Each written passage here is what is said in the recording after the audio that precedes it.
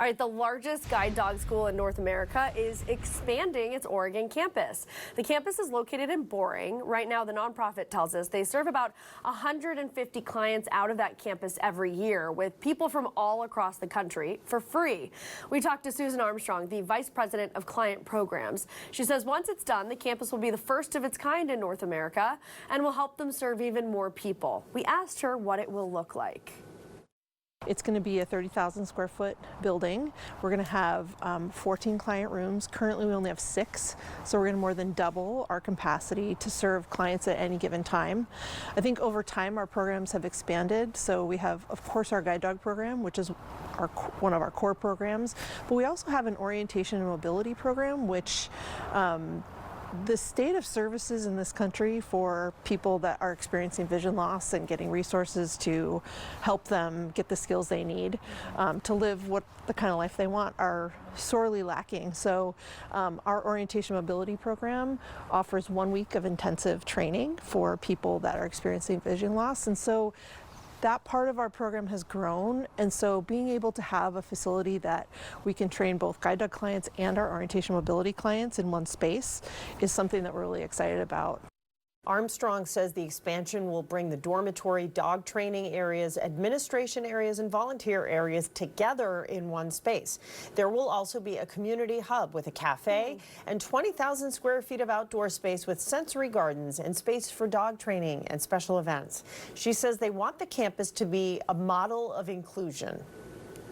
One of the things that we've done since the beginning is get client input. So from the very start, when we did the concept, we had focus groups with clients, we did surveys with clients, because a lot of the built environment is built first, and then input from those that are going to be using the space is second. And so we want to be a model for inclusive design. So the building that we've developed was built from those with visual impairments, their input.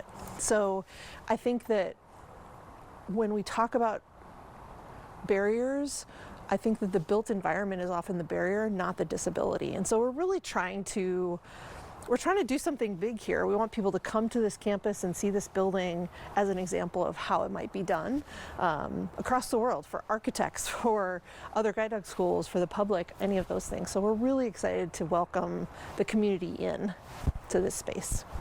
And you just kind of heard her talk about it there. Armstrong says one of the architects that designed the expansion is blind himself, so that gives him a unique perspective on how to design buildings for those with vision impairments. They plan to break ground this summer and expect it to take about 2 years to complete.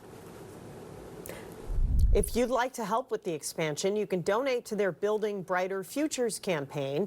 You can also learn more about the project and volunteer opportunities. We'll have a link to that on our website, katu.com. I love that they're doing this right from the start instead of modifying existing buildings or then getting the input and having to backtrack. It's very true. Perfect.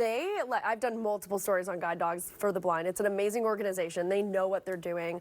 I've covered multiple sides of it, so I actually got to go to the campus and put on goggles and be trained, kind of go through a training of how they train people to use a guide dog. Oh, that's awesome. So I had a dog, on a harness, and it was a whole, interesting layout that they've built there of like training people to do this. It's really cool, and so I can only imagine like how much cooler and better it's going to be for their training. It'll be example for people around the world too. And they really do. They send dogs all over the world. I mean, one of their guide dogs was with a Paralympian in Paris. Oh wow, very cool. Helping her win a medal. Love hearing those stories. Which is great. And I think she was from New York, so it's like we're helping people all over.